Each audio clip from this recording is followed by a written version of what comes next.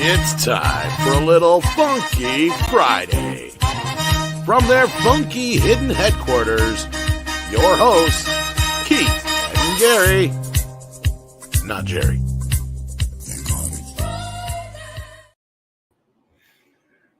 Well. Hello, everyone. Welcome to TGIF. I'm Keith.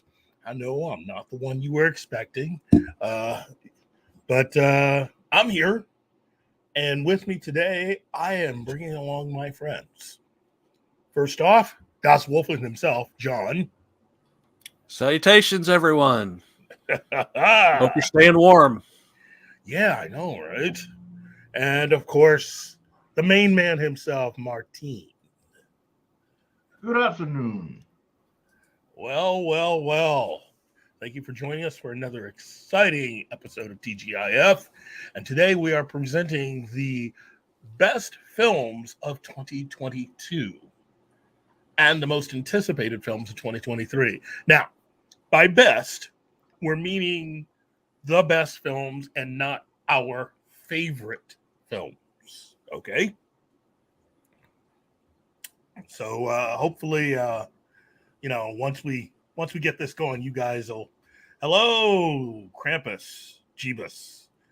So hopefully you guys will realize that. First of all, hello to the chat, Joseph David, and of course Penny, and let's see who else. Dragon Ruse, Kingsport Cal.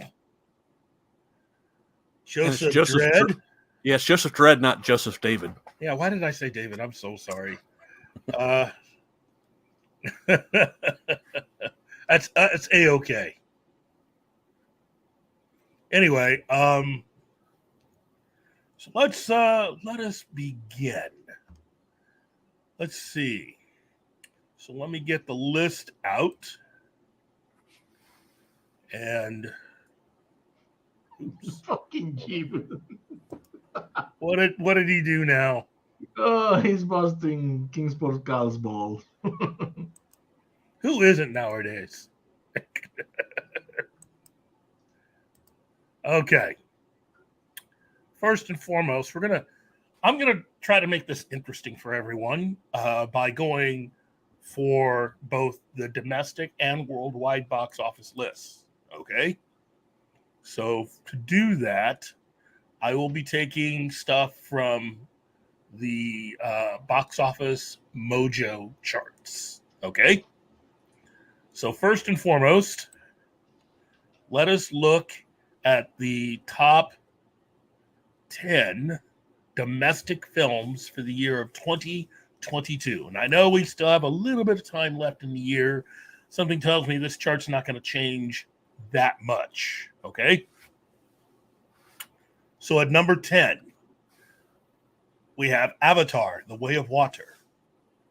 Number 9, Sonic the Hedgehog 2. Number 8, Spider-Man, No Way Home. Number 7, Thor, Love and Thunder. Number 6, The Batman. Number 5, Minions, The Rise of Gru.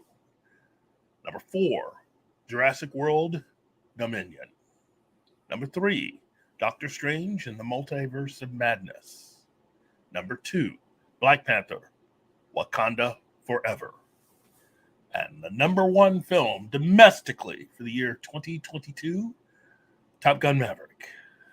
By nearly $300 million, I might point out. Yeah, domestic. This is all domestic numbers. Yep. North America, come on. The people have spoken. They know what they like. Okay. I got to say, to anybody that's been paying attention, especially a lot of us film nerds, this is not that big of a surprise. Okay. And Dragon Ruse, yes, I noticed Morbius is not there. Well, Morbius is number 26 on the list with 73 million. Yeah. There you go. So, Morbius made more money than Hollywood Ends and The Woman King, Jackass Forever, and Lyle Crocodile, and Death on the Nile, and Don't Worry, Darling, and, of course, Downtown Abbey, A New Era. And Bros, which made 11.6 million. Why would that movie make I thought it was supposed to be the greatest thing ever. Yeah, that's 11.6 million on, was it, I scrolled down too far. On 3,356 theaters. Huh. You know what? Bros can at least celebrate the fact that it made more money than RRR. What? Glass Onions, which yeah, it did for domestic release. But then again, RRR was only on 1,200 theaters. Yeah, but still. And Glass Onion, which just came out, has had a 969 theater release or screens, made 13.2 million. What? Yep. It did? Yeah. You mean it made more money than Bros? Oh, yeah. Oh, jeez. Oh, well. Sorry, Bros.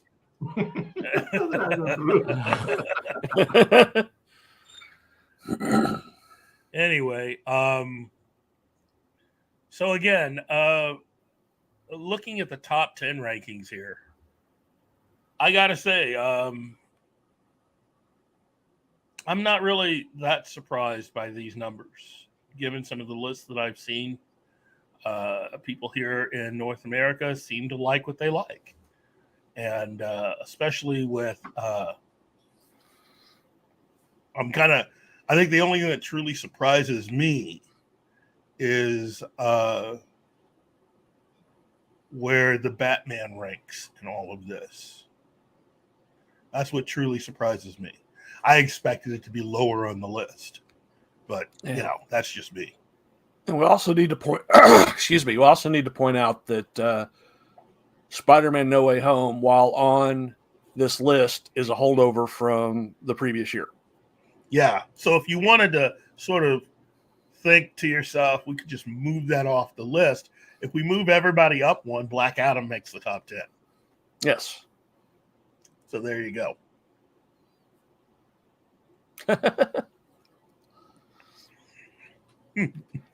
Ryan Johnson renting theaters for his friends.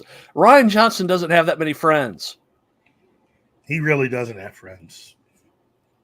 You'd have to rent the theater out for homeless people to get them warm. That's what's going on.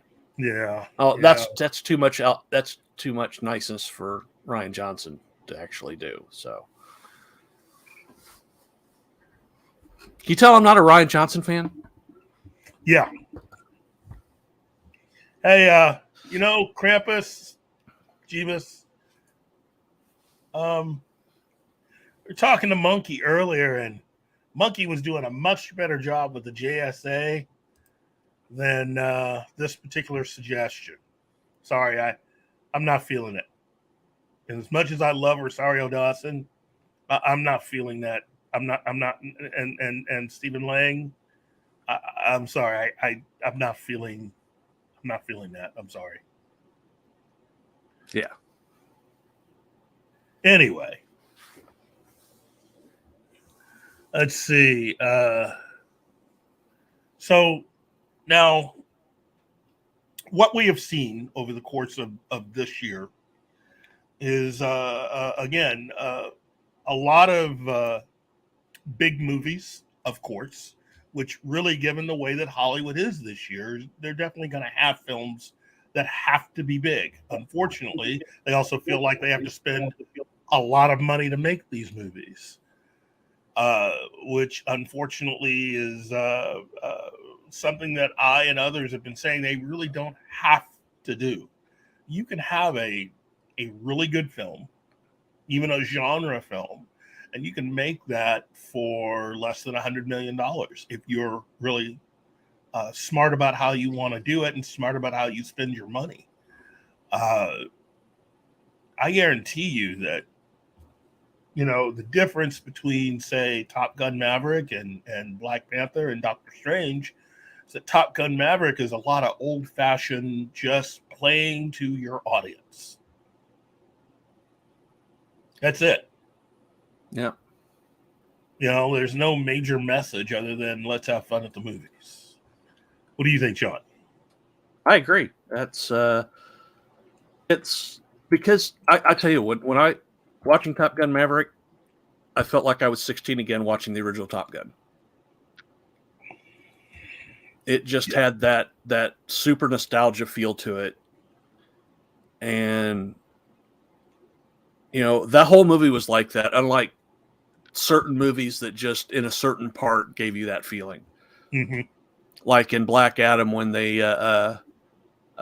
the Superman, what John Williams Superman theme came on and Superman actually steps out of the shadows. That's, Well, now, to be fair, okay, Black Adam is a film that had to be worked a little bit. They had to do some major edits to get that movie to where it is. Because I'm telling you right now, I believe deeply that if they had not have started cutting on that film and editing out and changing certain things around, that if they had released it the way that Warner Brothers and Walter Hamada had greenlit that film, I don't think that film would have gotten this high.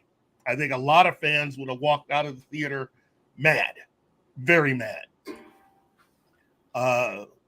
So keep that in mind. Even if you're not even a fan of the film, you have to understand that this particular movie is not exactly what I think Dwayne Johnson had really started out to make. But this is the film that he could negotiate to get released. Yeah. And unfortunately, by the time help did arrive in the form of David Zaslav, the film was basically done. So all they could was just edit, You could try to refilm scenes, but that's pouring in a lot more money than you want to. And in the end, that's not something that any studio should really be trying to go for. I mean, unless you're Disney, which seems to be part and parcel of what they're doing now, which is just prepare for reshoots no matter what you make. Warner Brothers financially is not in a place where they can continue to do that. I think the quote I heard was now we're looking at almost $50 billion in debt outside of what was initially reported. Yeah. And from what I'm hearing, Disney could be a little worse. I'm sure Disney's a lot worse. So this is no longer a game. This is no longer something that Disney can afford to keep doing. They based themselves on the fact that they were always going to be number one every year. And for the first time in a long time, your top movie for the year is not a Disney film. Nope. Now, if you go by domestic openings, Top Gun Maverick's only 7th. Yeah. And it managed to do that. It managed to take the 718 million, almost 719 million domestically, even after such a comparatively small box office opening.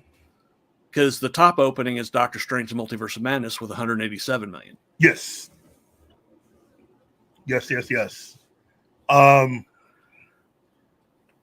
Now,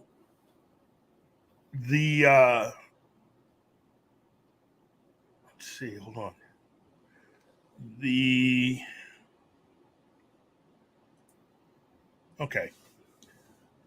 Black Panther is a 2-hour and 41-minute film. It's nearly 3 hours long. Yeah. And it's only been in release 42 days, 6 weeks. And already second highest grossing film of the year. That's great. That's fantastic. Okay? But there's something that you need to understand.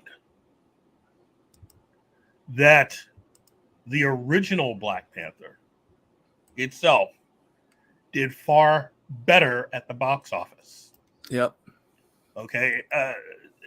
Black Panther was a juggernaut at movie theater. And I have to say, I enjoyed it. I know it's not everybody's favorite, but, you know. Yeah, Anyway. well, Thank you, I enjoyed Black Panther. I thought it was better than Wakanda Forever. That's for sure. Yeah, I liked it. I mean, it was, and I like classic Black Panther in the comics. Yeah.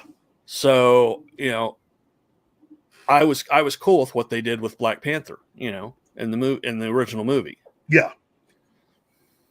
Well, in comparing the two films, domestically, Black Panther, Wakanda Forever, as we said before, is 421 million. Okay. Yeah. Black Panther itself domestically did 700. Oh yeah. Okay. Well, it's a billion, more than $1 billion movie. So Yes. what, $1.5 billion? Yeah. $1.3 billion is really what it came in. It had a $202 million opening. And Wakanda Forever 181 million. That's right. So, I mean, just in comparing the two films, Black Panther was only 2 hours and 14 minutes, and Wakanda Forever is 2 hours and 41 minutes. It's almost like a shorter film will make you more money because you can get more theaters to show it, more screens to show it. That's one thing. It also helps if you have a good script. Better movie. Yeah. So, but that isn't always the case, because I'd like to point out that the number 9 movie on this list is Avatar: Way of Water, which is 10th if you don't take off Spider-Man. But I just did key in your releases. Yeah. And it's made 183 million so far, and it's over 3 hours. Yeah. Yeah. Avatar has not been out that long. No. Wow. Amazing work. So, Wakanda Forever. So, comparing Top Gun Maverick, which is a 2 hour and 10-minute film. That sweet spot. Yeah, that is definitely a sweet spot number right there. And if I remember correctly, I think it made 170. No, not made, but I mean, it was made for 170 million, I think is what. That sounds about right. Yeah, I think that was the actual number that we were looking at as far as its production. So here, let me check that. Why am I guessing? Yeah. Well, either way, it made a nice, tidy profit. Yeah. Yeah. So, Maverick.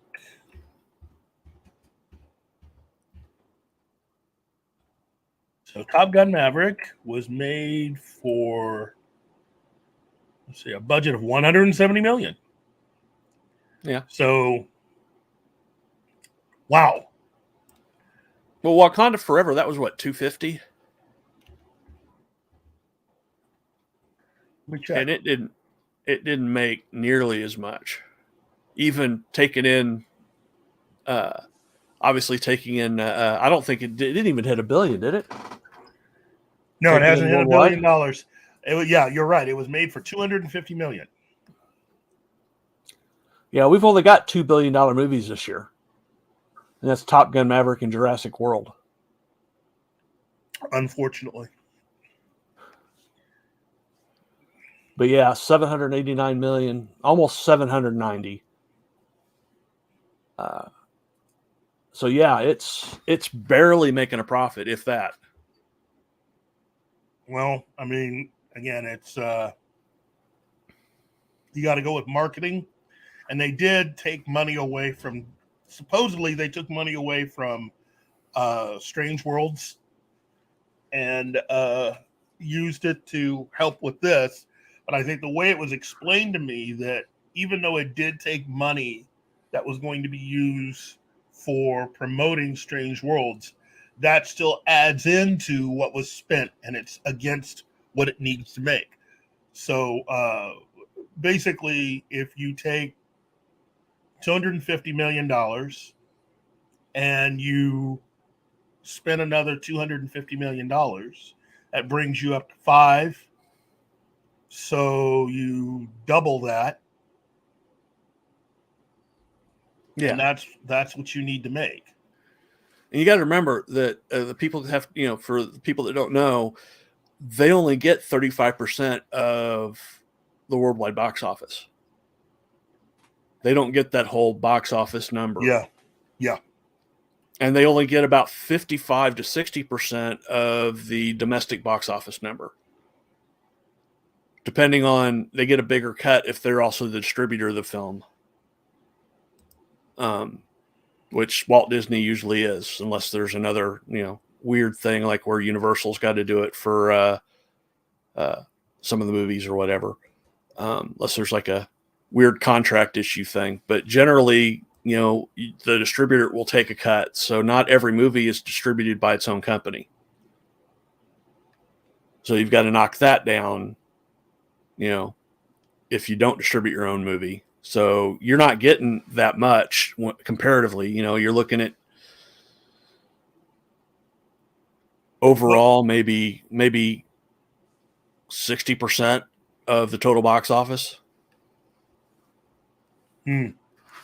Well, now you have in comparison, Black Panther itself, was only made for $200 million.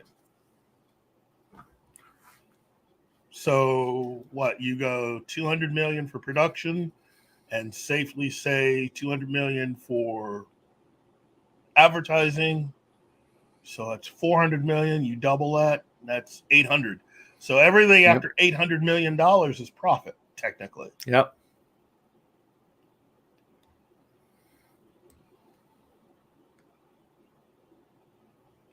Wow. Sometimes that extra $50 million will get you. Oh yeah, yeah. Every single time. And I always wonder, all these movies that have come out in the COVID area, how much of that extra cost on there, if there's enough of an extra cost that because when a movie's made, if it gets delayed, the movie company, that the studio has to pay interest on all that money it basically borrowed to make that movie. Yes. So I wonder how much some of these movies that were delayed a year, 2 years, how much of their budget is taken up with those kind of payments. Yeah. Well, I mean, Top Gun Maverick sat on the shelf for over a year. Yeah, and it still made money. And it still made money. I mean, wow. But again, that's Wakanda Forever has done very well for itself. But I'm not seeing how even with the money that it's made, how that's really going to help it out of the corner that it's in, having not made $1 billion, which is what it has to make in order to break even. Yeah. which again is most unfortunate, because personally I was really pulling for this film. I really did enjoy Black Panther, but I don't know. For some reason, everybody seems to think you just got to spend more and more and more to make more, and sometimes that's really not the case. Krampus says, watch Super Mario Brothers break Avatar's record. There's a very good chance it could. There's a very good chance that it could. Look, I'm telling you right now, this whole Nintendo verse. Yeah, it's huge, but it's got potential, and with Universal Studios looking at building a Nintendo land there. Yeah. I'm telling you, we could be entering a new era here. It would be not. I want to see it do well because I like the cast. The cast is excellent. I don't care what you say. I think Chris Pratt is fine as Mario. Yeah. And you can't go wrong with Jack Black as Bowser. I agree. I mean, yeah. But that gets into our most anticipated. We've still got to do the worst films of 2022 before we get to those. Do we have to? Must we get into the worst? I guess so. So, okay. Whew.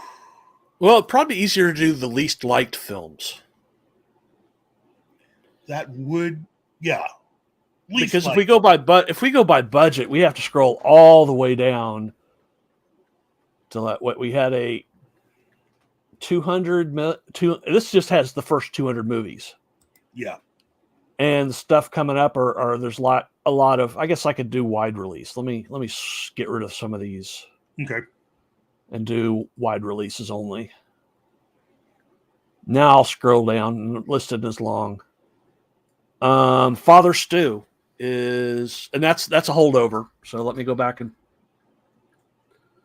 No, that was a re-release. I forgot they re-released it. Yeah, The King's Daughter is probably the biggest flop. It only made 1.7 million. I'm going to take just over 2,000 screens. Because anything less than that is not very many screens. Made 1.7 million. Of course, I don't know what the budget is. That could actually be a profit for that. True. But yeah, so stuff like, if we go like that, I mean, there's a lot of stuff that are probably good movies that never got watched because they didn't get, like Tar. Tar's a good movie, but it only made 5.4 million at the box office. Wow. Well, Violet Night, it's only made so far. It's only made 37 million, and I haven't seen it. I haven't watched it yet. I'm planning on watching it probably sometime this weekend.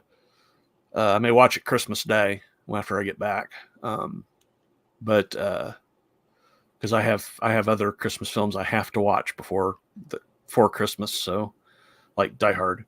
But yeah, so if we go by least liked, I think that would be better than trying to figure out at what are our cutoff points and stuff for where do we draw the line at independence versus big name movies, that sort of thing. So if we go by worst, or not worst, but our least liked films, I think that would probably be fine and less confusing.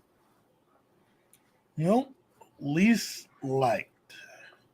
Okay, well, I'll let you go first then. Okay. Not in any particular order, because I really haven't had time to put things in order. Of the movies I've seen this year, The Batman. Yeah, okay. Let's see, what did that cut out? I got to make sure that. Oh, Thor: Love and Thunder. Okay. Fantastic Beasts: The Secrets of Dumbledore. Okay. Lightyear. That's Okay. probably going to be my worst. And probably Morbius of the ones I've seen this year. Okay. Okay. If I were to give mine, that would be Jurassic World Dominion, Thor: Love and Thunder,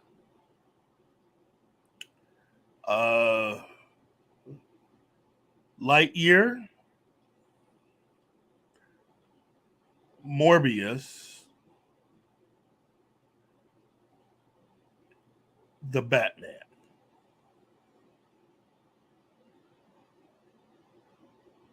Yep, those are very, very deserving of the least like of all time, or least like of this year. Well, and that's going 5-1.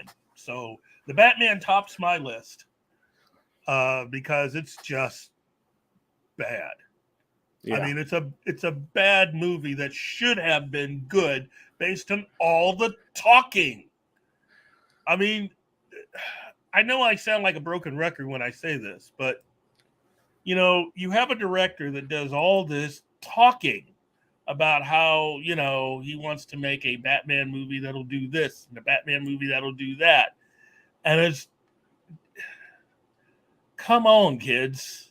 I mean, yeah. I'm trying not to be the bad guy on this one, but it's difficult, Shiny. Let's be bad guys. Nice quote. But no, seriously, I'm trying really hard here. It's just that Matt Reeves, he really did go out of his way to make a big commotion about what he was doing, how much of a fan he is, and he made the decision not to use Ben Affleck's script, which is fine. Okay? I'm not mad because he didn't use the script. You can do anything you want as the director. But if you're going to go out and make a big deal out of the fact that you are a Batman fan and that you want to do something that you're going to criticize all the other Batman movies for, which is him being a detective, and then you turn out this piece of crap, oh, geez, really? No. Yeah. Then I get to hang you on that one because it's like the script is just awful. You have an all-star cast, and this is the script you give us? And the whole thing is everybody's like defending it like, oh, it's supposed to be Detective Batman. I'm sorry. This detective had to get a cop to explain to him what something was. Well, it wasn't a cop. It was really a bad guy. One of the bad guys had to. I'm talking about the carpet tool. Yeah. The officer says, "Oh, my uncle, did James Carpet. That's a carpet tool." Like, Batman can't look that up. He can't take a picture and do a Google image search. Come on. Whoa. And he's supposed to be a detective? Hold up. Are you kidding me? No. No. The cast list for the Batman. Oh. Well, according to this, Matt Reeves was also able to get Joe Manganiello into the film. Where? That's what I'm trying to figure out. Did it end up on the cutting room floor or something? And Jeremy Irons. What happened then? Where are they? Are they Are they in the crowd of the club or something? I have no idea. Wow. And Bill, there's a reason why No Time to Die is not there, because we've only got 5 movies to choose from. If we go at 6, I'm sure No Time to Die would show up. Oh, I yes. can tell you on mine it would. Oh, yes. But you know what? Let me just say this. The list that I gave, I think, are much worse than No Time to Die. Yeah. You know, I'm sorry, but they just are. You know, Jurassic World Dominion. See, you know, I give it more of a pass for dinosaurs. Dinosaurs pull I a lot of can't- weight I- with I- me. I did give it a pass. I gave it a pass. It's not number one. That's true. Yeah, okay. I did it a favor, you know. But the thing is that you have an entire movie that is predicated on one of the worst mistakes made. You know, the closing few minutes of the previous film pretty much ruined the rest of the series. I stand by what I said before. That little girl, at best, is a sociopath. Oh yeah, she should have died. Died, gone to jail, whatever. Yeah. She's a sociopath. A dino should have eaten her. Yeah. Even though it'd give the dinosaur indigestion, yes. I mean, how can anybody in their right mind, I don't care if you're a child or not, just sort of arbitrarily let all these things go? And then all the adults around her just what? I mean, seriously, had my parents been there, they would have slapped the mess out of her.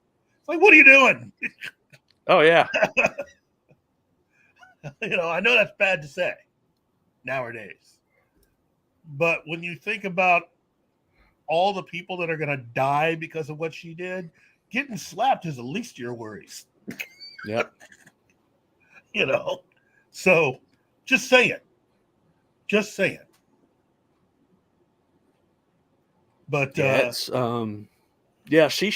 exactly. She should have been disciplined somehow. Somehow, of course, they go riding off in the sunset with her. You know, oh, she's just a child. We'll just adopt her. We'll just adopt her. It'll be a fine family situation. It's like, no, I wouldn't even try to. I would not invite her into my home. I wouldn't even try to go sleep anywhere near her. This is definitely a both eyes open situation. Oh yeah. You don't know what she's going to do. But that ending was just the most. I mean, at least with a movie like Seven, it's about a serial killer, so that ending kind of fits. But this ending is right up there with that. Except, you know, they don't view her as psychopath or sociopath, I should say. They don't view her as that. And that's unfortunate because that's technically what you crossed into. Hey, Luke's in the chat. Hey. Okay. The worst that I watched is The Batman, Doctor Strange 2, and Jurassic World Dominion. Well, you can see we're simpatico on that one. Yeah. I do get that, Krampus. But you know what? If you're standing there and you have a bunch of people standing around you that all have these weapons pointed into a crowd and they're firing and you decide to unload your weapon too, everybody's guilty. Yep. That does not absolve you of who you are and what you've done. You know, everybody deserves to do time. And I can overlook a lot with this movie because of the dinosaurs, especially dinosaurs eating people, because that's always fun. It's always a good time, you know, because I'm the disaster movie guy, you know. But yeah, the whole laser pointer thing, it's like, that's not how that works. Yep. You know what, Bill? You're right. It's not that we're forgetting. It's just the fact that for us, these are the films we thought were really bad. I haven't seen Strange World, so I can't comment on it. That's now, why. As a film, as a business decision, Strange World is number 2 for Disney Animation. It's the second strikeout. Although depending on who you talk to, technically it's 3. Because while Encanto came to be loved, as a film in the theaters, it did not do well. No. So, But I personally like Encanto. I mean, I get that. It's great to like stuff, but the business and the numbers say different. oh You yeah, know? yeah, I agree. So, There's a lot of stuff I like that. Encanto, Lightyear, and Strange World. That's a 1, 2, 3 strike with Disney Animation. Yep. And Disney and Pixar, because Pixar, that streak is broken. In fact, they've lost the animation crowd. Disney has lost the animation crown. You know, Well, that's because they got rid of John Lasseter all those years ago, and they all went to was it Skydance? not everybody. I mean, Well, a large chunk of Pixar followed him to Skydance. Yeah, there are a lot of people who actually quit Pixar to join John Lasseter. And what? Let me just say officially. I mean, man, if what I've been hearing about as to the reason why a lot of that hate for John Lasseter suddenly appeared at Pixar, if even half that stuff is true, wow. Yeah. Wow. I mean, I'm not saying the official legal reasons that were unveiled at the time of him being let go. I mean, the stuff that has come out since then. That you're dealing with a bunch of people who just basically didn't want to work with him because they didn't like his style of working. Hi, Gary. Bye, Gary. That's unfortunate. But on top of that, now you're paying the price, literally, with a couple of bumps.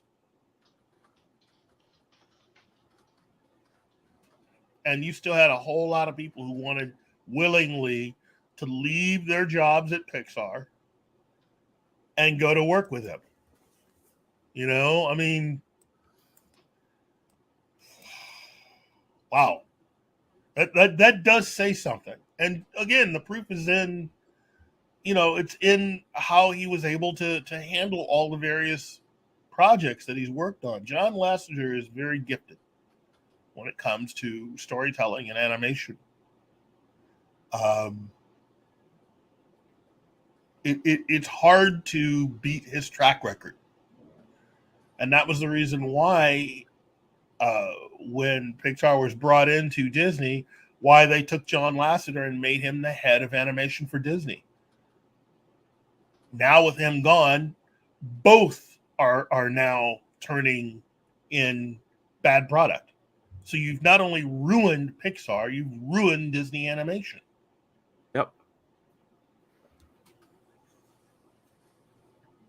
So, you know, Brad Bird is one of the high-profile people that left Pixar to go to work with John Lasseter. He could have easily have stayed. But I think even for him, the environment at Pixar was becoming toxic. Yeah. That means we're saved the seeing Disney ruin The Incredibles. Maybe. If there's a legal out to being able to do more of that, they'll find it. And they'll do it and they'll ruin it. So, I don't know. You know, I feel bad, but at the same time, I'm at least happy for those particular people who were able to get out with their integrity and try to basically go and find what really made animation for them special by going to work with Lasseter and or other companies that are willing to allow them to create better entertainment.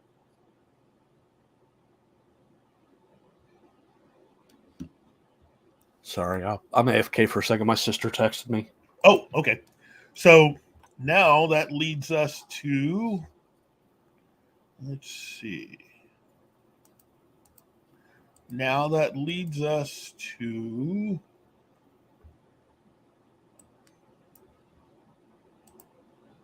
let's go ahead and give a look to the box office worldwide. This should help just a little bit. Okay. So we're going to go for the top. Let's go for the top 20 worldwide because I think this will be an interesting list. Top 20. At number 20, Smile. Oh, that's interesting. Yeah. Well, that's a fairly low budget horror movie too. Yes. And Smile has made 260. You all right, buddy? Yeah, sorry about that. It's made 216 million worldwide. That's pretty good. Yeah. Yeah, that's wow. That's really good. So at 216 million, that would mean that Smile's budget that was 17 million.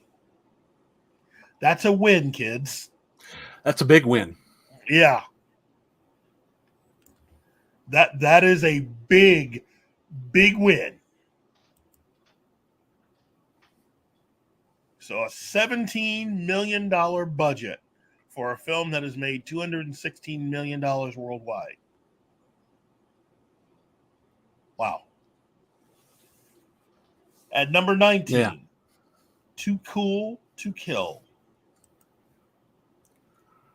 Now, it is a Chinese comedy, I think. Yeah. Okay. So it made, wow. Okay. 217. Jeez. Okay. Yeah, So- it looks like it actually had a domestic release, but only made 185,000. So it's probably some theater in New York or LA that showed it. Yeah. Yeah. Let's see. And then the next film is Lightyear. So that film has made 226 million worldwide. Okay. For a film that was budgeted, hold on, trying to find the budget.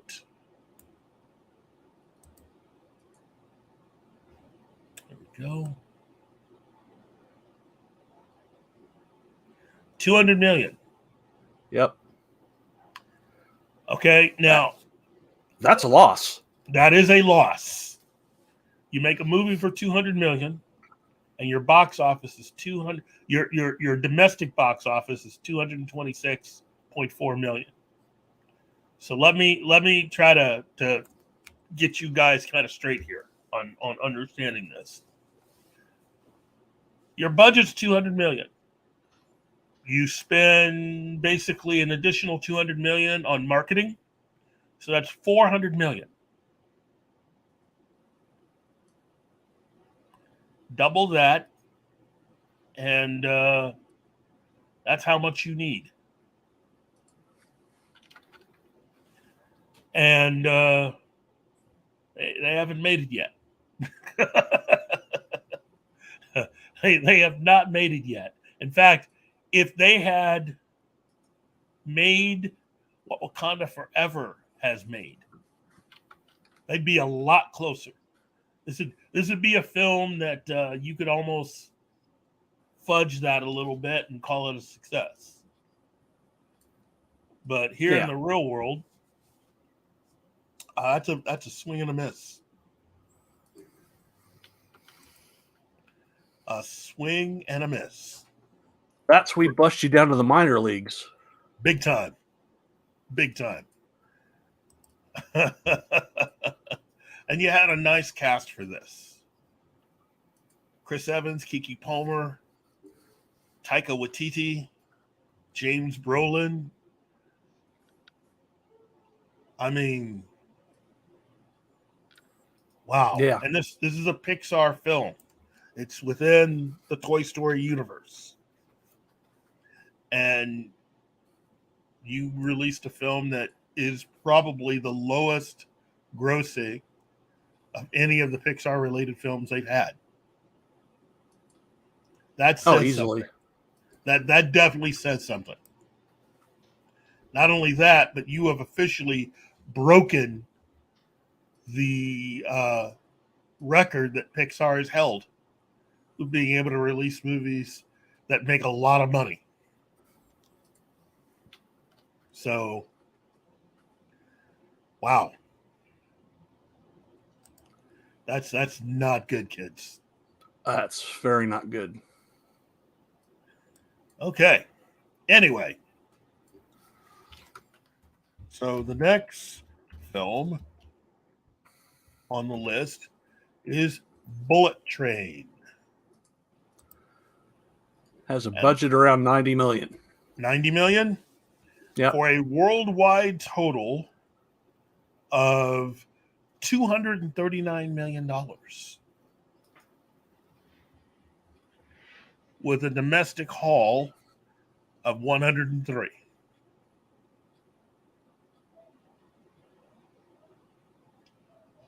Wow. Yep. That's pretty good. I mean, it's not like super. It's 180 million. Do you double that? That's 360.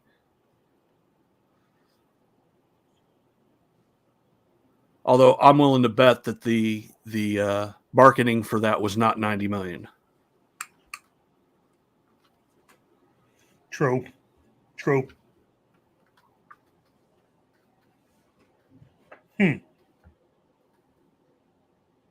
Okay. Still a good cast. And yeah.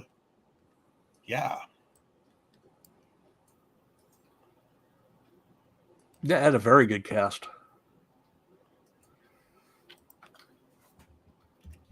Okay. With some surprises.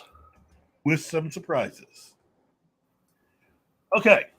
Well, then the next film on the list is The Bad Guys. That had a budget between 69 and 80 million. Let's just go with 80. Okay. Okay. Always go with the higher. Yeah, always go to the higher. So, this is a DreamWorks film, and your cast, stacked again. Sam Rockwell, Richard Adante, Awkwafina, Zazie Beetz, Mark Maron, Craig Robinson, Alex Bornstein. Oh, man. Just. Oh, yeah. Wow. Had a really good cast. Wow.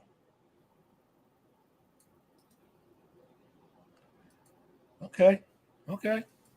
Well.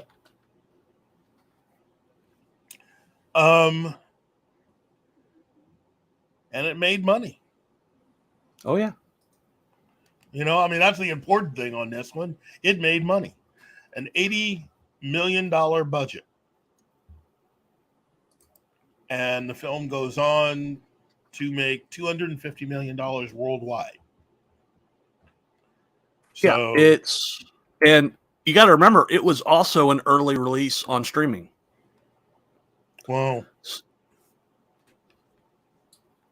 almost like really the quality of the film plays some sort of part in all of this. It might have been day and date. I'm looking it up to see when it was.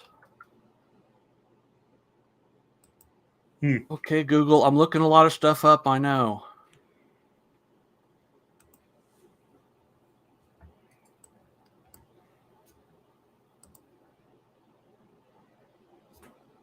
No, it wasn't day and date. It was just close.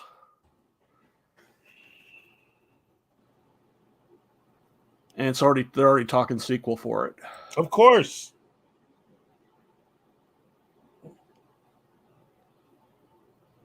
Yeah, but I mean, like it was definitely within a 30-day window.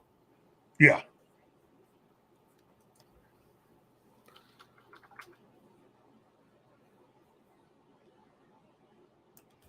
Wow. Okay. And it's one of those that didn't have a lot of whoa. Echo. Hello, Danny. Hi, Danny. Hey, sorry about that. I just finished watching Moonfall. Thanks for wasting 2 hours of my life. Hey, I like it. So, Fart knocker. It just I don't know. And that ending was just, I hate movies that just have like abrupt endings like that.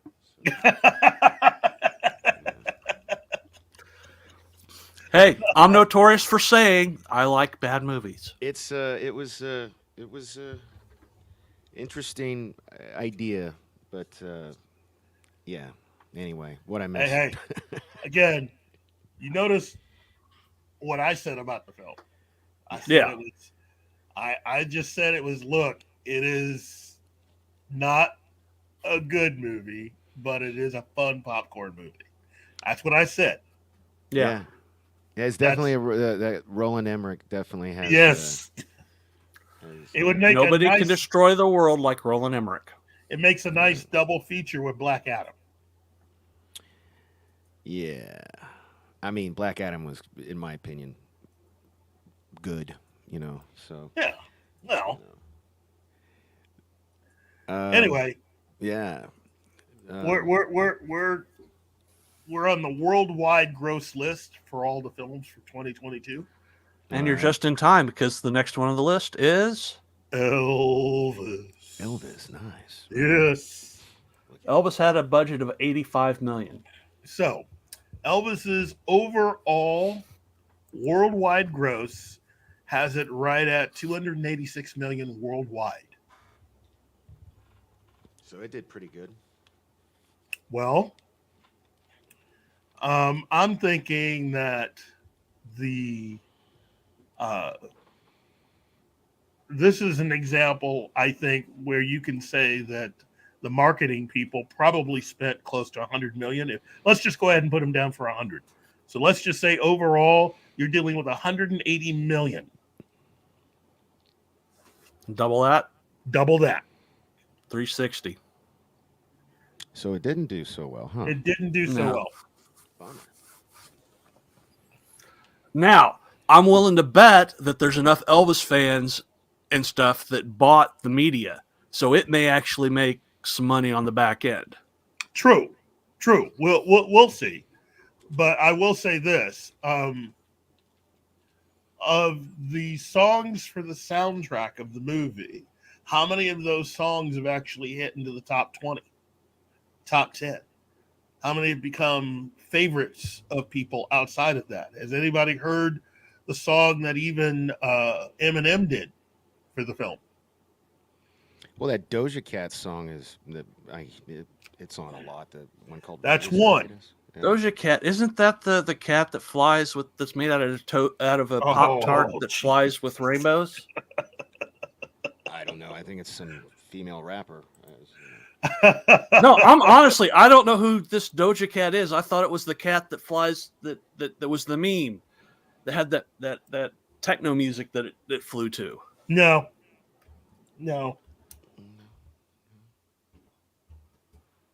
That's okay, buddy. Okay. Okay. I didn't know who Bad Bunny was either until you guys told me who he was. Oh, I only know who Bad Bunny was because of WrestleMania, because he wrestled at WrestleMania. Or was it SummerSlam? He wrestled at some point.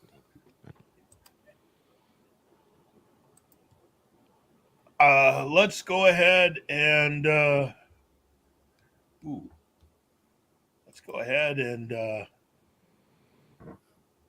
to the next film.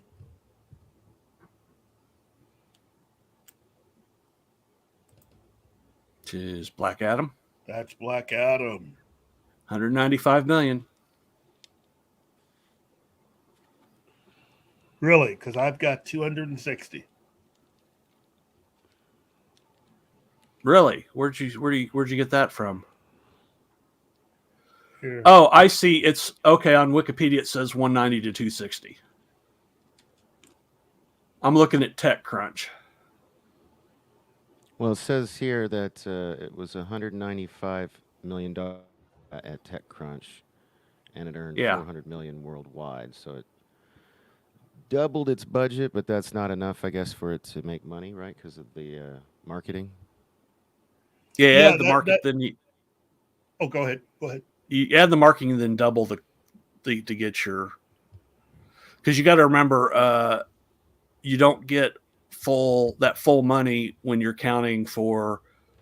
Because you only get like 35% of foreign gross money, and you only get like 55 to 75% depending on your deals with the theaters.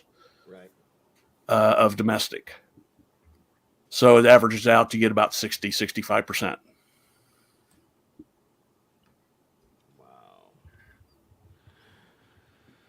Wow. So this has been the big argument, between people who like to follow this stuff closely and Dwayne Johnson. This has been a lot of the stuff that's been going on online. Dwayne Johnson said the movie made money. It didn't lose money. And you have others who are following this going, yeah, if you fudge the numbers, you could probably get away with saying that. But yeah, in the end, given what they're looking at doing, you could see why then that after this movie came out, why it was just easier to go ahead and just scrap everything. Now, that said, it's looking like Dwayne Johnson will still be associated with DC and DC Studios and James Gunn. So they're going to find a place for Black Adam in all of this. Okay?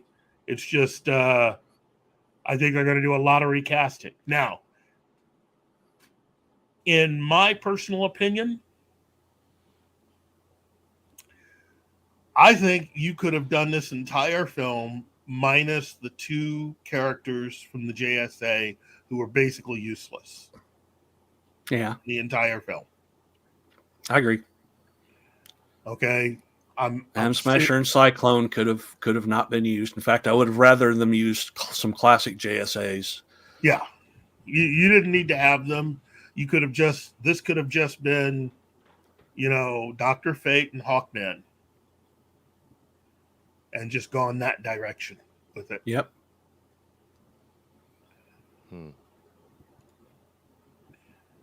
So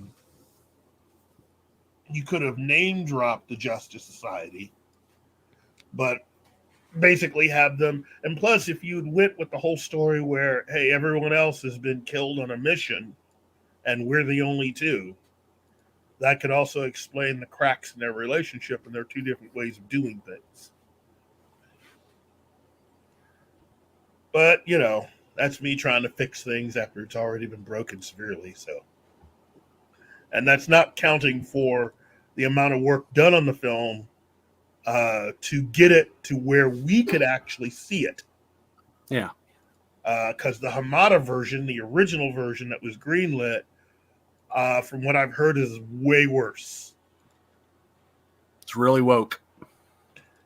Let's just say the female lead does a lot of finger pointing, and she does, as a former president likes to say, speechifying a lot.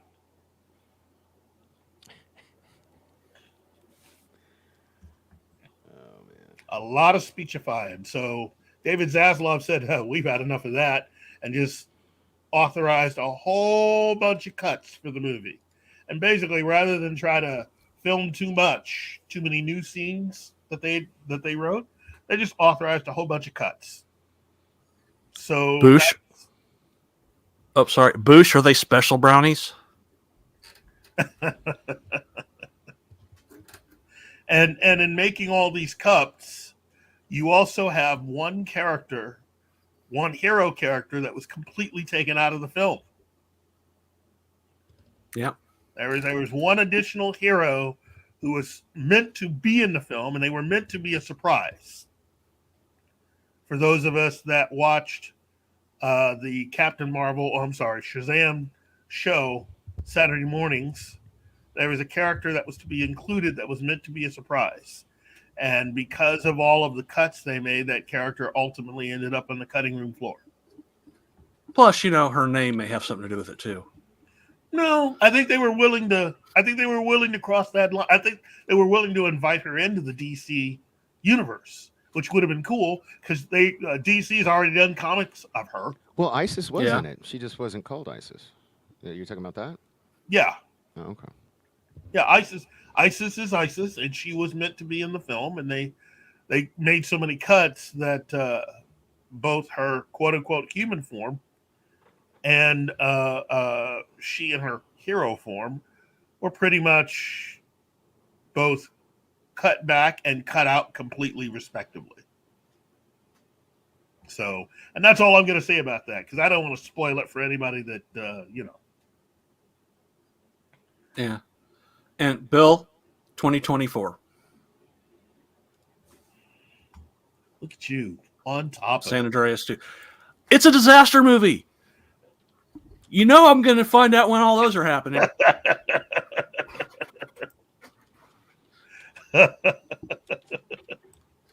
So let me guess, you like 2012 also, huh? Oh, yeah. I went to the theater to see it like 3 times.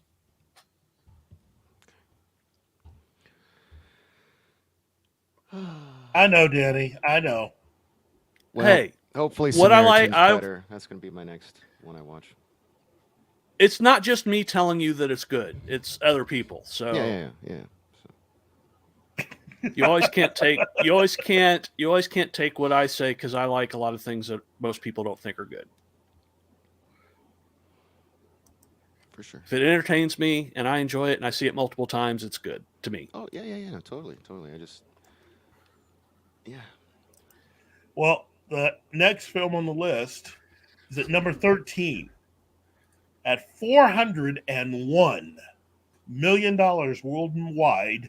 It's Uncharted. With $120 million budget. That's right. Yeah, I looked up all the budgets. Sorry. Oh, well, hey, look, that's all good. I'll go ahead and read and how much they made, and then you go ahead and tell us what the budget is. We'll do that. Okay. So, this is a film that very nice cast, very good cast. Tom Holland, Mark Wahlberg, Antonio Banderas. That said, I know this is gonna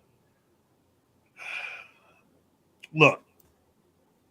It's about time they made a film out of this. This is great, but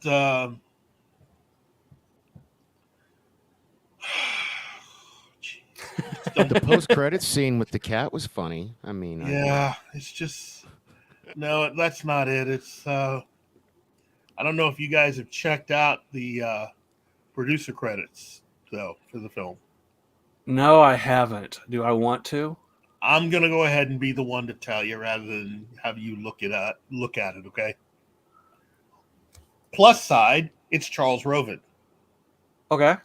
Okay, Charles Roven. He basically was he's the producer who was the producer of the Dark Knight films, and also was brought over to help with all of the DCU films that came after. Man of Steel, Batman v Superman, Wonder Woman, the first Wonder Woman film, Aquaman, all of those DC films that were made, he was the guy. Okay? So that's a good thing. Okay. I just looked. I don't know who this Alex Gartner guy is other than a few films that he's produced. Okay, that's fine. And then we have the other two. Yeah. Ari Arad. Yeah, Avi and Ari, but Avi's the one that, in my opinion, ruined Yeah. the Tobey Maguire Spider-Man franchise. But Yeah. Hey, but look at it this way, I mean, he's a producer on all of the animated Spider-Man films that everybody seems to like. Okay, I know that didn't help. Yeah. And yes, Real Wade, I've seen Avatar 2. It was actually my number 2 movie of the year when we did that this morning. So. What can I say, guys? I mean, I'm trying here, Well, I enjoyed it. I wish it could have been better because this is a franchise that I really wanted to see take off as a movie. Because if any video game franchise is most like a movie, it's this one. Yeah, except this one and Last of Us. My biggest criticism of this film is, I know the rule is that everything, you shouldn't try to think of a film series. You should take it film by film, which is great advice. Yeah. Make a good movie. Really, should be the idea. But here's the thing. They put so much in this film in terms of using material from the video games that, let's say this movie did well. There's next to nothing left to make a sequel out of. Well, they seem to think there was something left, the way they would say that. But I mean, they pretty much did the first 3 games with this one movie. There's basically what was the Lost. I don't remember what it's called, but like the extra adventures, the Lost Tales of Drake, and then Uncharted 4 is the only ones left. Yeah, Uncharted 4 really is because the Lost Tale. I don't know about that one. I mean, that's just they're just the extra DLC adventures. Yeah, but you only have one video game left. Yeah, Uncharted 4, and it's just like, okay, so this is like early in their relationship. Well, what about, I had a game on the PS Vita. It was Uncharted Golden Abyss, I believe. Shower? No, Golden. Let me Shower? Hold on. I'm giving you a hard time. Yeah, but those games like the Vita game, and I think there was a... Yeah, Golden Abyss. It was a 2011 Vita game. PS Vita, yeah. Yeah, and I think there's a PSP game too. Yeah. But those would fall under those DLC adventures. Oh, okay. Or they would be like, they could pull from, but they're not full enough because it's a mobile game effectively. Yeah. On the Vita. I would agree with Bill's assessment that he just said, Because that's how I felt when I watched it. I was like, yeah, okay, it's, popcorn, fun. Yeah. I see what they did there. It was like it really was like a mashup of Tomb Raider and Indiana Jones. And when Cece and I watched it, it was funny because we were like, he was doing a lot of his Spider-Man shtick. A lot of that parkour stuff he was doing in the movie really reminded us of Spider-Man, of him as Spider-Man. Well, that's how the game plays, though. Yeah. And although it shouldn't really remind you of Spider-Man, it should be just a guy that has skills and doesn't want to die, basically. He does whatever he has to. There were some movements and things that he was doing. It was very, very Spider-Man. Look, I get it. They wanted a name to open up the movie, but here's the thing: if you're going to make changes to something, then what you need to do is make sure that first of all, your script is solid. Okay, it's one thing to not cast people who even look like the characters. It's a whole different thing if your script isn't solid. And that's what it should be. Oh, hold on, ladies and gentlemen. Shinatsky. And we're over our halfway mark. Uh-oh. You know what that means.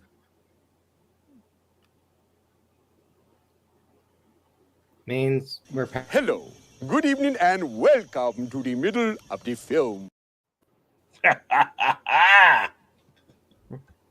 real quick with it, because I know a lot about game devs related stuff. Yeah. Bruce Straley is the guy that directed Uncharted 2, directed the actual Last of Us. Neil Druckmann likes to place it himself all over, especially Last of Us. But basically, Neil is the parasite that came in and got everyone basically kicked out, especially Amy Hennig, who is one of the most creative people in the games industry. Wow. Yeah, I remember hearing about that. You know, the big to do about The Last of Us 2 and I hate Neil Druckmann. Yeah, he should be slapped with a wet noodle. Penny. But Penny.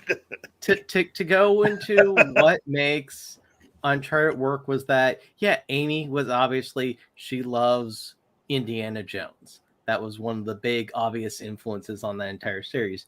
Thing is, she's an actual, like, was it? She had was going to like film school and all these other things, and then I don't know, didn't get in the program or something like that.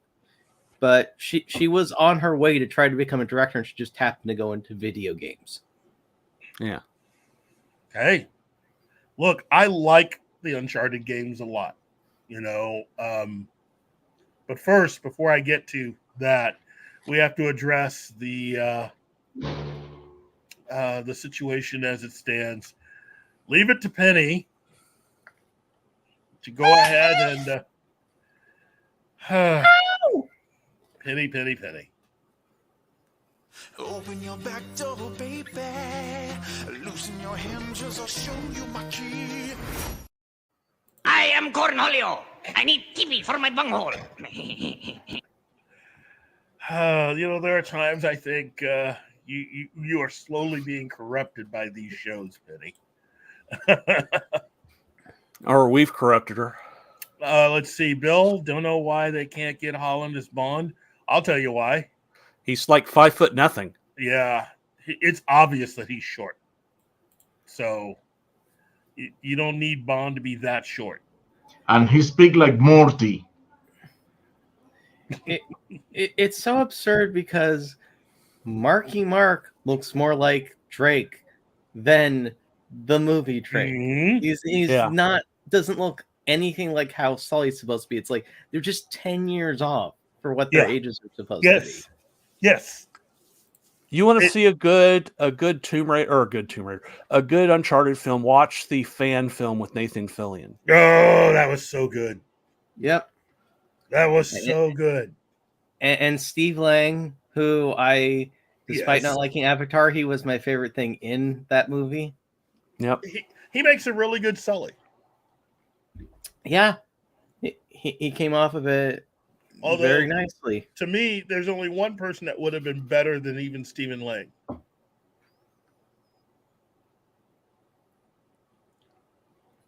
Who? Our favorite former cop, who we just... Oh, Dennis Ferrer. Dennis Ferrer would have made a fantastic Sully. Yeah, I can see that. He would have been fantastic as Sully. Perfectly cast. Yeah, he's the elderly man's man. It's very very perfectly pulpy, which I don't know why most people don't seem to understand this. It's very simple. Bye, Donnie. Well, bye. I mean, bye, Donnie. Here's the thing, though. I mean, had this been a project 20 years ago, I would have said even Sean Connery would have been a fantastic Sully. Oh, yeah. I've yet to be impressed, Drake. Did you get me a treasure? I go slap a bitch. It works. It works. Yeah. Oh yeah, Rock era Sean Connery. Just give him a mustache. Okay, well, that was number 13. Number 12, Sonic the Hedgehog 2, $110 million budget. for a worldwide total of 402. So weird that Sonic would be done right on the big screen before Mario. Twice. Done right twice. Oh, that's what happens when you listen to the fans.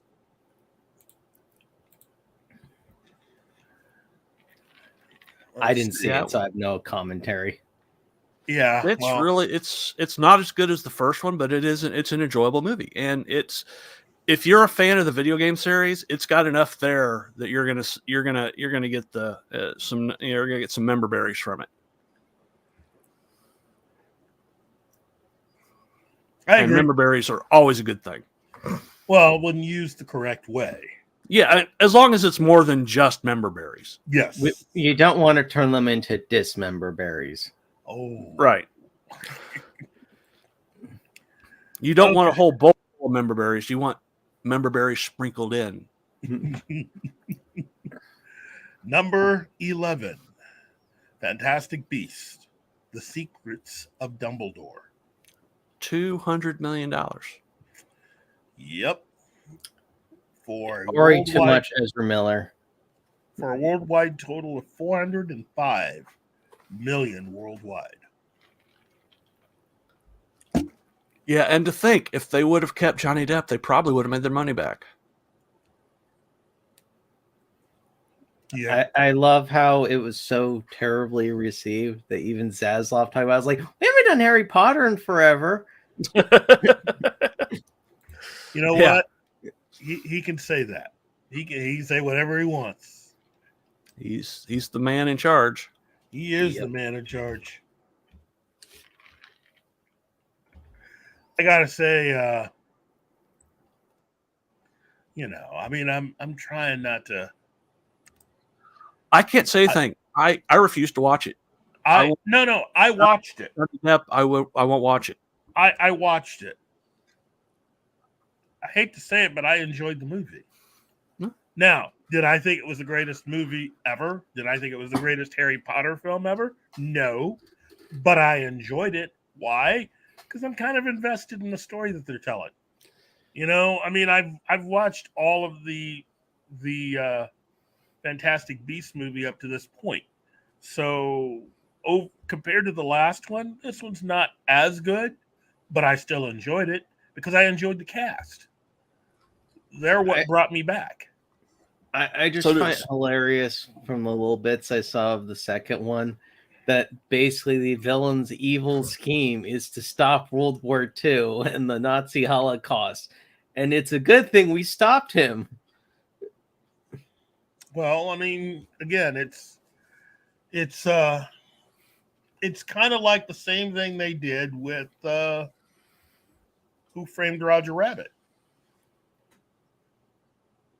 Yeah. When you think about what the judge's scheme actually was. He succeeded. It ended up winning out in the end. Yes, which means Toontown disappeared.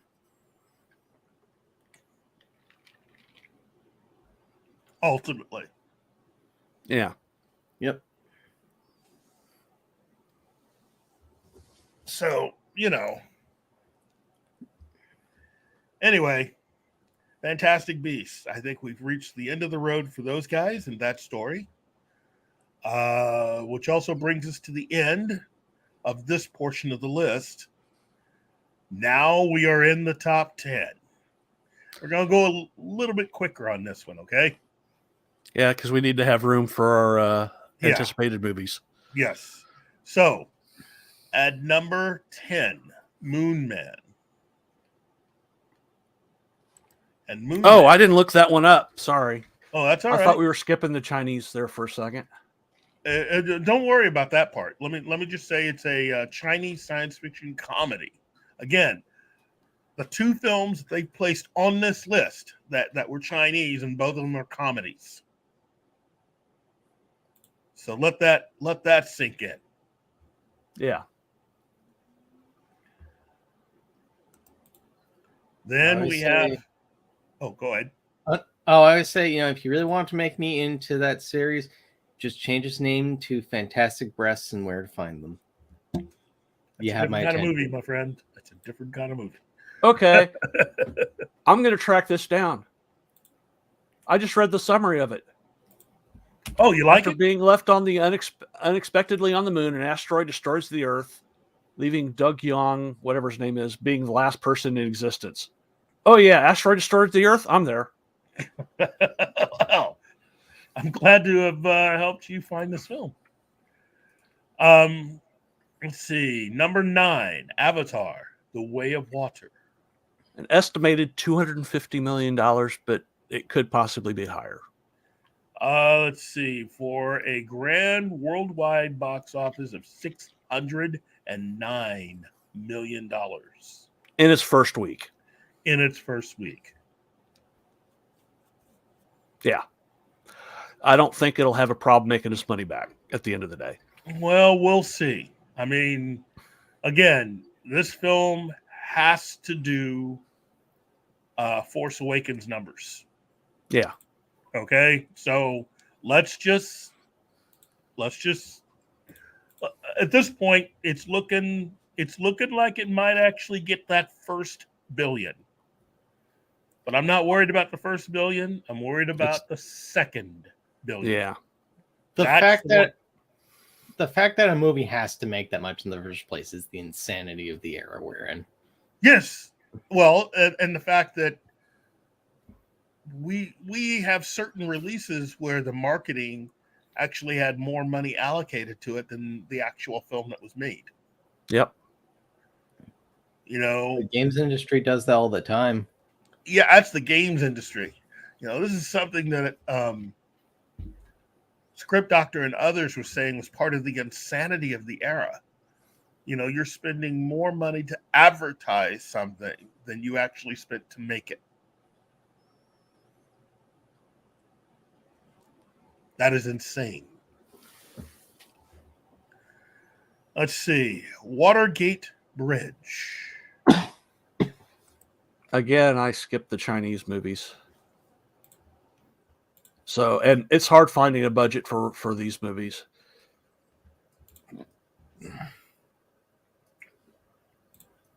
Well, let's see. Watergate Bridge. This one's not a comedy. Nope. This is following the Chinese People's Volunteer soldiers during the Korean War, and the troops have been handed a new mission. Their task is to attack a crucial bridge, which is on the retreat route of American troops. Yeah, it's a pro-communist China propaganda. It's a sequel to Battle at Lake Shangjian, which came out 2 years ago. Well, no, last year, 2021. The Battle at Lake Shangjian. Mm-hmm. Okay. And it made a bunch of money too. It made like stupid amounts of money. This had a budget of $200 million and made $913 million at the box office. Actually, okay, this film has 2 names, technically 3. It's known as the Battle of Lake Shangjian, and then it's also known. The first movie. The second film is known as the Battle of Lake Shangjian Watergate Bridge. Yep. Or the Battle of Lake Shangjian 2. Yeah. Those are the names.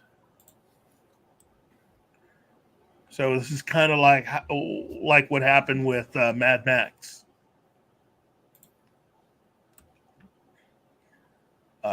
Mad Max didn't do so well in the States. So when they brought it back to the United States for the sequel, They took Mad Max out of the title Yeah. and just called it The Road Warrior, when in actuality, the title of the movie is Mad Max 2, The Road The Warrior. Road Warrior.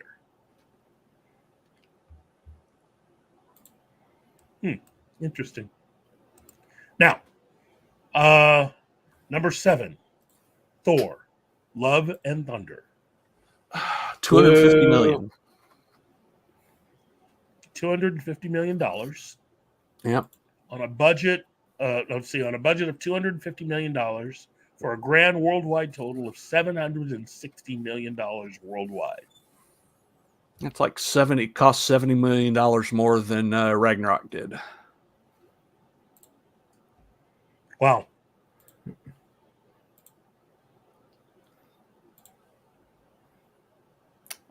I just loved when they had that variety behind the scenes, and he completely forgets what they were actually doing during the scene because they're just spazzing out that much. He's just complimenting Tessa Thompson like a sycophant.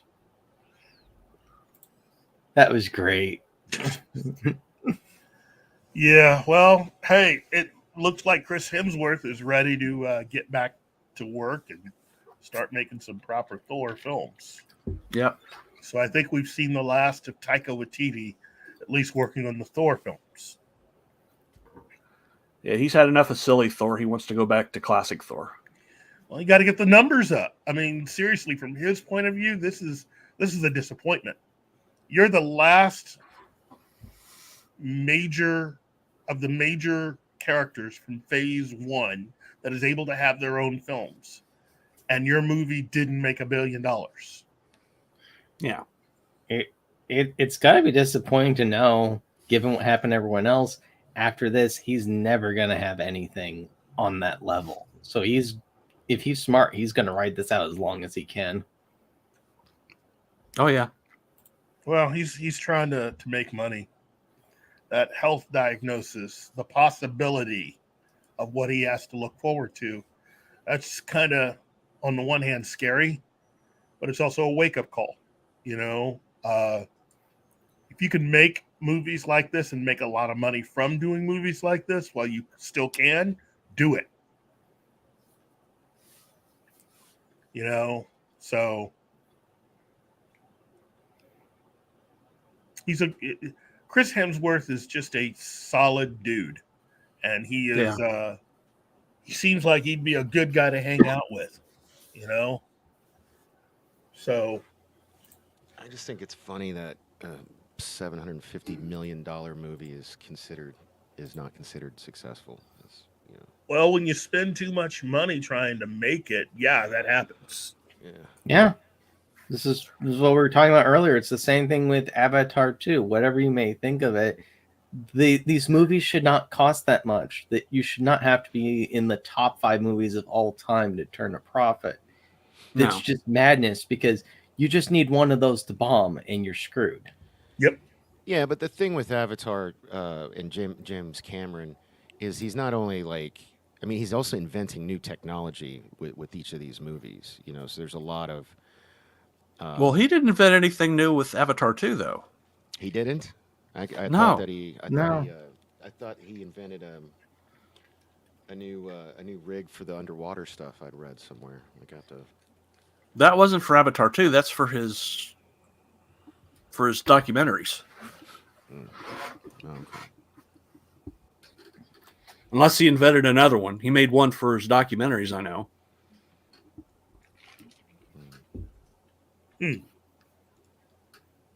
But Okay. if I'm wrong, I'm happy to be corrected. But either way, with this, the fact that this is number 7 on the top movies, and it still is a disappointment, still loses money. That tells you everything you know about how they're budgeting these things and the absurd amount of money that they're expecting to make. Which they just aren't. Yeah. Well, I mean, and speaking of disappointment, number 6, The Batman. $200 million. What's that? Joker. Sorry. Penguin. It's me, Batman. For Let a me for a worldwide total of 770 million. That's right, kids. 770 million. That is not, repeat, not what Warner Brothers wanted for that.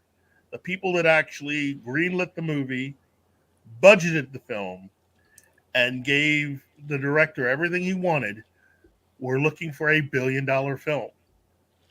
At the bare Okay. minimum, it needed to make 800 million to even break even. Yeah, but on top of that, this film failed to reach $1 billion. So I'm looking at this going, if you're gonna restart everything, then restart everything. I still don't understand why we are finding it difficult to just call all this good. You know, to just say, hey, we're just gonna reboot everything. We're just gonna start all over again. There's no reason to even give these films a pass. Matt Reeves tried. Look, Matt, I'd tell him, Matt, you tried. You didn't quite make it. Yeah. Which is the same thing they said with really all of the films that Zack Snyder was able to make.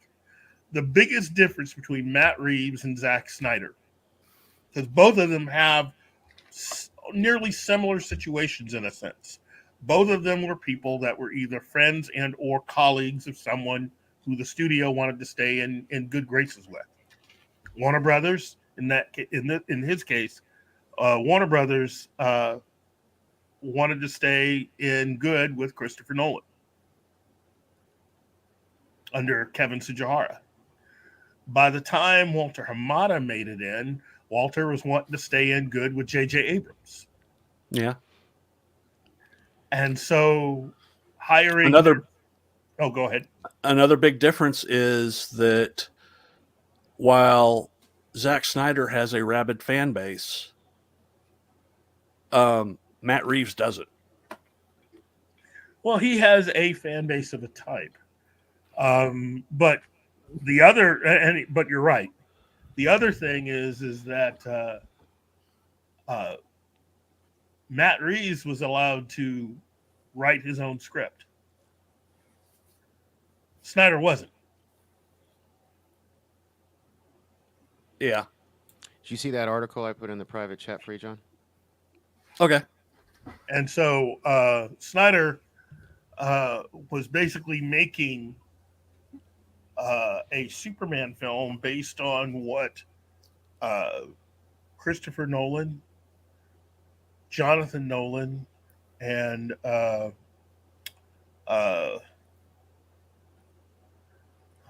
what's his name? You know what they should have done for the subtitle? From the writer of Under Siege 2, Dark Territory. The Batman. Okay, Danny, I stand corrected. I didn't realize he made that camera rig. Yeah.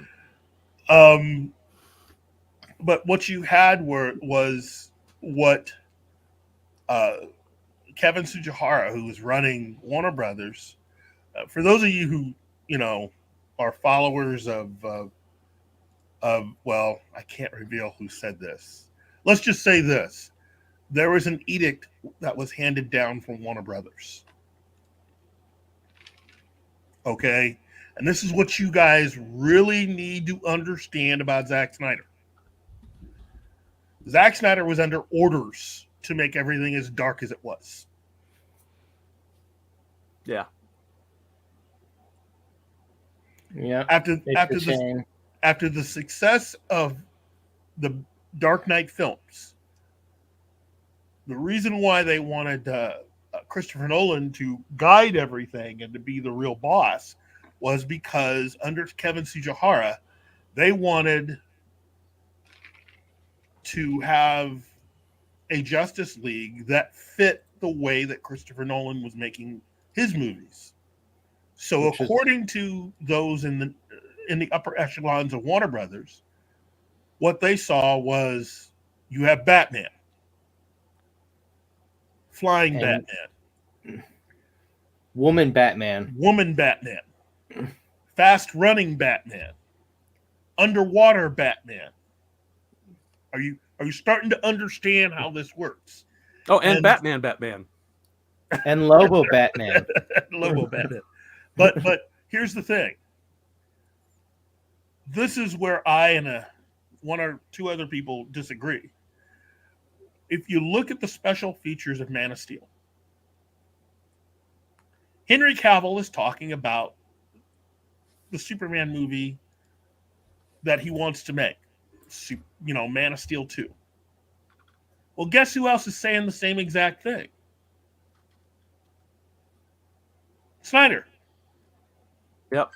Snyder is saying exactly what Henry Cavill is saying. They're both saying the same exact thing. This is the part that I don't understand with people who want to argue with me about this. They are saying the same thing. Snyder realizes that Superman is a much bigger deal and that it should be handled differently. But when it comes time to make Man of Steel 2, he's informed that that's not what he's making. Yeah. And for the rest of the time that he's working on the DC films, he's never given creative control. Remember, Matt Reeves has full creative control over everything you've seen in this movie, The Batman. Zack Snyder never had creative control. Creative control is the ability to be able to make what you want. He never had that at all. He was surrounded by people representing Warner Brothers from day one. In fact, they didn't want him there. In many ways, Zack Snyder was treated about as bad as Harry Potter. We shouldn't call him the top Batman five anymore. now, right? Say what? Yeah, I said we're in the top 5 now because we've got like 20 minutes left. Yeah. Okay. Next is Black Panther: Wakanda Forever. $250 million budget. Yes. No box office, no cry. No box office, no cry. Or a worldwide total of $789 million. Now remember, the first film did over $1 billion. I think $1.3 billion. Yep. This film has to make at least 800, maybe a little more, break even. And it didn't. Well, it still may. They still have time. They still have time. But no matter what, the amount of profit is going to be very small. They spent more money. The first film was a $200 million budget. This is $250. Yep. In the end, their coffers are going to be drier than Namor by the end. Yeah. Don't get me started on that either. Yeah. Minions is number 4. The Rise of Gru. $80 million. $80 million for a worldwide box office total of $939 million. That's making some money right there. That's not even merchandise. That's not even merchandise. There is nothing wrong with Minions merchandising. That's the other thing. Walt Disney, this is panic mode because your merchandising connected to Star Wars and the MCU are not doing the kind of businesses they need to be doing. Yeah, Illumination, the company that puts them out, has three. They only have 3 franchises, and they're all popular. Yeah, because they've got the Despicable Me franchise, which is the Minions. Yep. They've got the Secret Life of Pets. Yep. Which does well, and then Sing. Yep. They're what you're supposed to do. You don't necessarily spend too much on your movie, but you market in such a way that you guarantee a profit one way or another. And Lightyear was made for how much again? $200 million. Yeah, $200 million. What the hell? So, dude, Illumination, every movie they've done turns a profit no matter what. Yep. Number 3, Doctor Strange in the Multiverse of Madness. A familiar number of $200 million. This Mom. is basically hitting a lot like what Fox was doing towards the end. You know, before we did a show, before Gary and I came together, I was telling people that the box office, if you look at the box office numbers for all of the X-Men films, as time went on, they were spending more money, but were getting a smaller and smaller return as far as profitability from every film thereafter. So you spend more money, and the films were quote unquote doing well, wink, wink. But in actuality, you were making a smaller and smaller profit off of every film. Yeah, the whole spend money to make money adage has diminishing returns. Yes, especially when people stop having faith in the film series that you're producing. And when it, with X-Men, that's the best example of the effort film theory. Yeah. Meaning, it's the same idea that J.J. Abrams supposedly had with Star Trek, which is we can do anything we want because they're going to go see it no matter what. Well, if that's the way you think about it, then look at the box office for all the Star Trek films that JJ has done. Yeah. And all the ones he did after 3. Oh, wait. No, like I mean, 4, no. 4 again. And All this of time them. we're actually doing 4. The 3 movies that he's associated with, the ones that his company made, it's exactly like Fox's X-Men films. First one comes out, you make a lot of money. Second one comes out, hey, there's some money there. Third one, and it's the exact opposite. It's kind of mirroring exactly what Disney did to Star Wars. I mean, what they did with Star Wars. Yeah.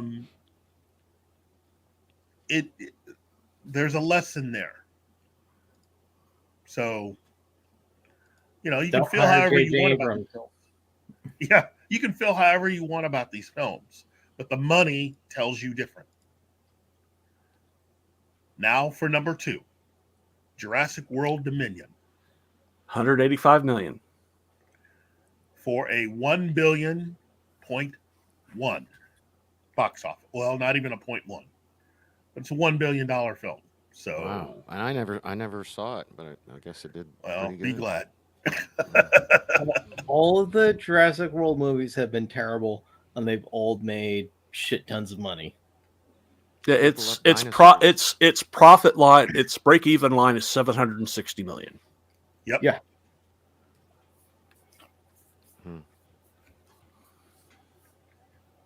Wow. Even though it has no Buffalo Bill in this one.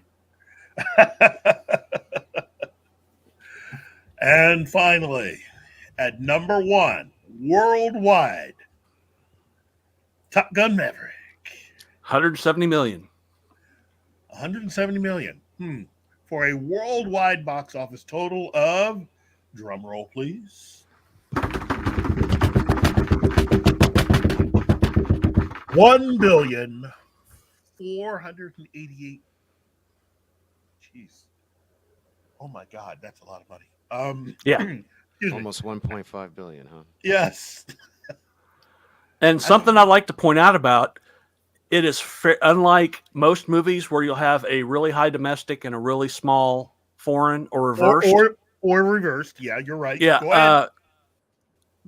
ahead. Maverick was fairly well balanced. Yep. With each raking in over 700 million. There you go, kids. That's how you do it. And it's the best Star Wars movie of this generation. Yep. It's better than any Star Wars film that Disney has created on their own. Oh yeah, definitely. Although I will say Rogue One isn't bad. Okay. I like Rogue One. You do have that, even though Rogue One had a lot of problems. Yeah, I'm not saying it didn't, but I said I liked it. And overall, I do like Rogue One. But I'll say this: more people watch Rogue One than Andor. True. Yeah. Rogue One had a better Darth Vader than Kenobi did. Yeah. Yeah, it did.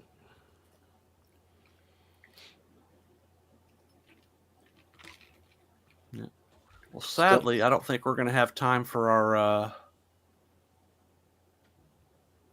our most anticipated 2023. But you know what? Being the last show of the year next week might be a good time for that. You know what? I think you might be right, my friend. I think we might be at that point where we can, yeah. Is it too much to just be looking forward to Disney crashing and burning terribly? Depends. It really does depend. It depends on if people just stop. Look, I'll tell you this much. I'm not advocating that this happens. I'm just saying that if people decided they are fed up with the high prices that you're going to have to pay at the parks to cover all of the other business failings they have going on, something's going to have to be done with Disney.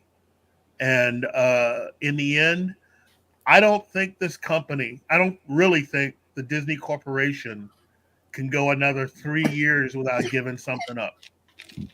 No. I'm not. Look. A lot of people keep saying that they're going to get bought out by Apple. After what I've been hearing this last week, if Apple buys anyone, they're not going to buy Disney. There's way too much baggage connected to all the different companies and stuff that they own. And I don't think the government would allow Apple to buy Disney and keep it in its entirety. Okay, one way or another, if Apple decides to buy Disney, they're going to have to piece out and part out all those different parts. And if you thought it was bad what happened with Fox, yeah, it's going to be 10 times worse. Yeah, it's going to be even worse with Disney. No, from what I'm hearing, Apple is looking at someone, but it's not Disney. I wondered if they might try and buy Pixar from Disney. That's good, but I'm thinking they got their eye on something else. Someone else. Who's that?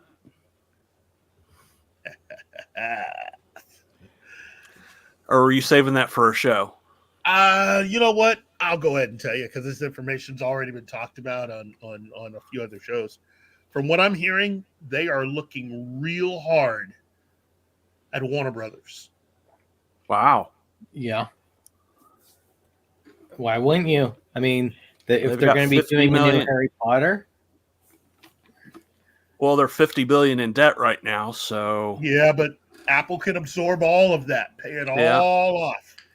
They're the first $1 trillion company, and they can pay off all of that and get everything nice and free and clear, and basically without having to give up too much. Yeah, because the important thing, remember, they basically have done scorched earth to every single popular IP they have. Like Marvel's in the toilet, Star Wars is in the toilet. Who knows what's going to happen with Avatar? Though that seems to be going in a positive direction for most people. But Disney's, IPs aren't doing that well. Meanwhile, Warner has stuff that, okay, DC's not doing too hot, but it's not ruined compared to what's going on with Marvel. No, there's a lot of upside to basically restarting everything. You're making everything and everybody younger. And you basically are fixing all of the things that are broken, at least from a creative standpoint. So you're leaving the company in a way that makes it very attractive to someone who's wanting to create entertainment to basically push their products. I mean, in the end, Apple's going to use this to sell more products. And it works out that way. Not a lot of the stuff that they have clashes with stuff that Apple already owns. So they'll be able to absorb Warner pretty much free and clear versus Disney, where they're going to have to dump some stuff. Now, Apple could decide to buy one of the properties from Disney, which by selling a property, Disney might be able to do something. That works out better for them. Yeah. Because then the government can say yes to that. That's a deal. That's an exchange of property. So then it comes down to what are they going to buy? Okay, so they can buy Lucasfilm, they can buy Pixar, they can buy Marvel. And before you say no, they can't, given the stuff that I've heard about how much money Disney owes, yeah, they can. Yeah. It's all for sale. That the right that price. accountant, that was it, $6 billion gap in total. It was $3 billion for 2 years that she was reporting. Yeah. Well, and it could be worse in other areas too. So I'm thinking at this point, while Bob Chapek was trying to work with Marvel, I know there's a lot of history with them and Lucasfilm and them and Pixar. If you had to pick one, I would say the easiest one to get rid of would be Pixar. Yeah.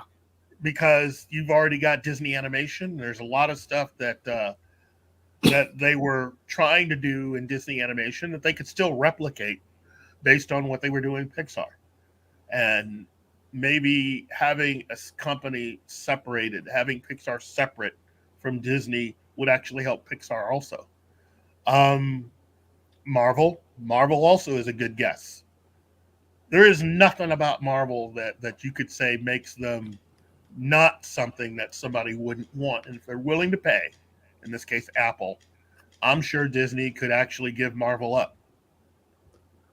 Now, I'm thinking Lucasfilm. Think about the marketing or the merchandising. Could you imagine how much a Star Wars themed iPhone would sell? That's the only thing, though. I could see Apple doing a deal with Disney that if Apple were to buy Lucasfilm, Apple could go into an agreement with Disney for the next 10 years, a 10-year agreement that would eventually sunset, where they continue to have connections as far as parks and products that are already on the shelves or about to come out. That Disney and Apple can split with any merchandising and or products after Apple has bought it belonging solely to Apple, unless they can find another. That'd be another deal based on the project. It's a project by project deal negotiation. After that, I could see that. That would be funny if Apple ended up with Lucasfilm, because doesn't Google own, or wasn't Droid? Isn't that trademarked? Like a Star Wars thing that's trademarked. Droid's Microsoft, isn't it? Droid's Google. Well, Android's Google, but I thought the word droid was a trade. They have an agreement with Lucasfilm. Yeah. Yeah, because I think Lucasfilm used it first. But if Apple took it over, wouldn't that be? Not really, because Lucasfilm has an agreement. It has a legal agreement. Either way, it looks like we're out of time, folks. Yeah. So, it was a pleasure. Well, yes, it has been an incredible Friday with TGIF. Let me just go ahead and just say thank you to everyone in chat. Quickly, Krampus, Jeebus, Joseph Dredd, Penny, Donnie's mom, Kingsport Cal, Dragon Ruth, Hex Allen Comics, Socks Bulletin, Deleted Scenes, Zax, Bill Barkley, Wajid Leakey, Shanatsky, Joe's Atmosphere, Donnie Pearson, Boosh McFadden, Real Wade Nation, Matt Vader, 74, the Peter Venkman fan site, and Gap After Dark. Thanks, everyone, for enjoying another rousing episode of TGIF. So, for Martine, Shanatsky, the Dork Knight, and Das Wolfen, This has been the Keith. We'll catch you next week. Hey guys, thanks for watching Pop Culture Minefield. If you've enjoyed the show, please make sure to like, subscribe, and don't forget to click the bell icon for updates on our shows and channel. Also, please leave a comment, and we'd like to know what you thought of the episode, as well as letting us know if there's something you'd like us to cover in a future episode. Don't forget that you can become a member of Pop Culture Minefield now. Make sure to visit our membership page and merch store at popcultureminefield.com. You can always find Pop Culture Minefield on Twitter, Facebook, Instagram, YouTube, and Twitch.